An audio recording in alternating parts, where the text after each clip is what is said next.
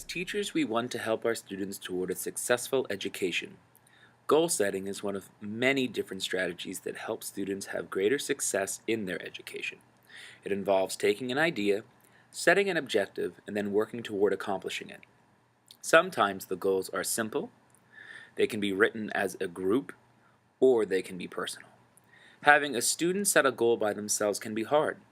For students with a disability, this can be an even greater challenge. When a student is in the process of writing a goal, a teacher may need to help them think through the process to create the best kind of product goal or accomplishment. If the process of setting the goal is not successful, the student will struggle meeting the goal, which will cause frustration and reluctance to try again. Creating a goal follows a process. Start by talking to the student to get them to think about ideas of what they want or need to do. After that, we should help them get on the track of setting goals. Students will become better at setting them on their own. Students can write down a statement of what they want or need to learn and get it approved to make sure it meets the needs of the lesson.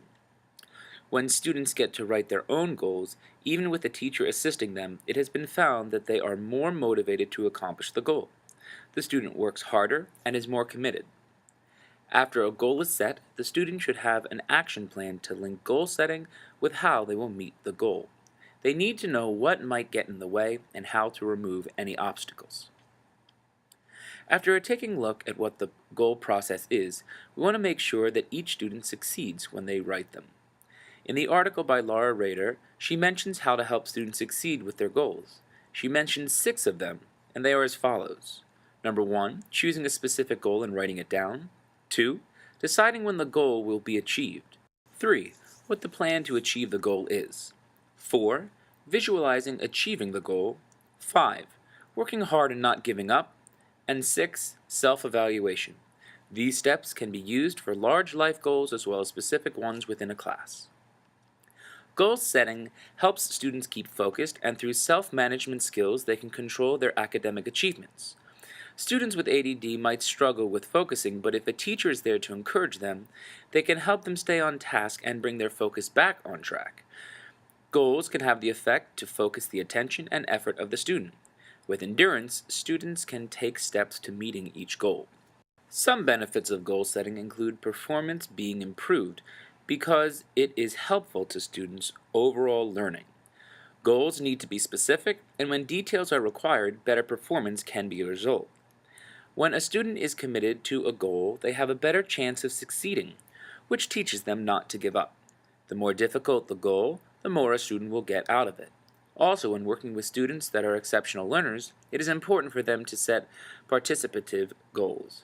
A teacher and a student would need to work together.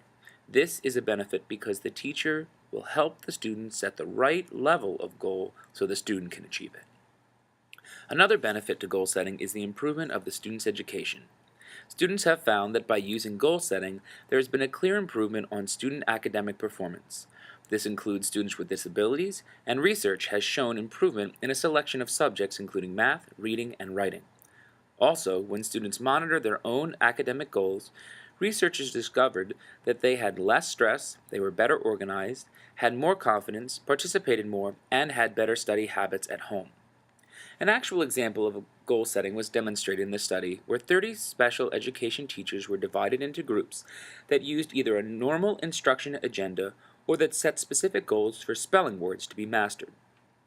Their students were assessed twice a week with a computer.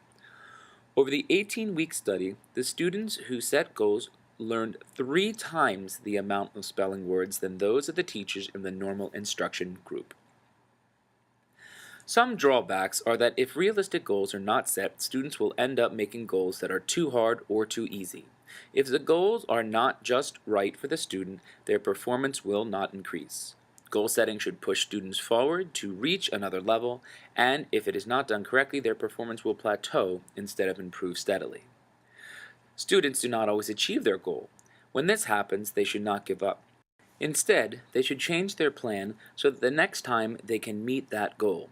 It does not mean that they have failed. It just means that they need to switch their course to make a clearer path to the end goal. Also, whether it be a student with a disability or not, without focus and determination, a student can get lost. Teachers need to guide students and keep them motivated to be constructive with their goals. I wanted to tell you about a few websites that I have found useful in my teaching. The first one shows the importance of a teacher when working with students with learning disabilities and what they can do to help their student. Some ideas that are suggested include: number 1, ask them about their dreams and desires. Number 2, encourage them to set goals that relate directly to their desire. Number 3, help them to work around their disabilities as they work toward their goals. Number 4, teach and model perseverance. Number 5, teach them to handle setbacks and failures. And 6, inspire students and children to overcome their learning disabilities and reach their dreams. The second website goes over what SMART goals are. It is a way to make sure students achieve goals that are possible. Each letter in SMART stands for something. S stands for specific, M is measurable, A is attainable, R is relevant, rigorous, realistic, and results-focused, and T is timely and trackable. Here is a small section of the video on SMART goals, and I will give you the hyperlink to it also. Goal setting is one of the keys to helping us combat procrastination. When we set achievable goals, we give ourselves something to work towards. Research shows that goals help us to direct our attention and effort, both cognitively and behaviorally. Goals are energizing.